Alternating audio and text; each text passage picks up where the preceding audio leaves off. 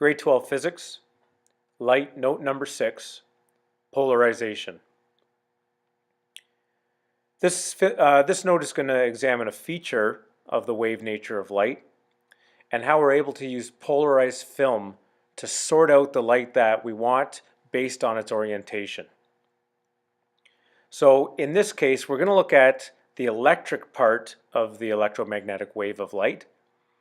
A polarized film will only let light go through if it has a certain orientation, meaning if light is tilted in a particular way that would let it go through the polarized film.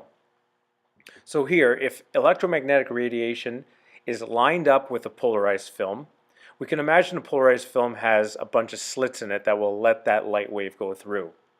If the slits are lined up in the direction of the electric field of that light wave, the light wave is going to be able to get through.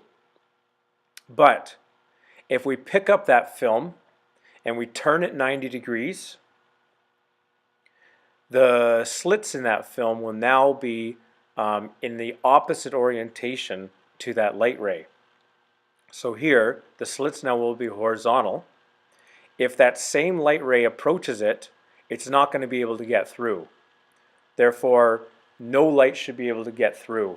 And behind that film, we would see total darkness.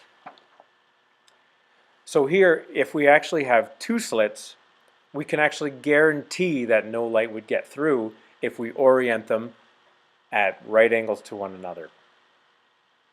So let's say we have a similar beam of light that has a vertical orientation, and we have two polarized films. The first one will have a vertical orientation, the second one will have a horizontal one.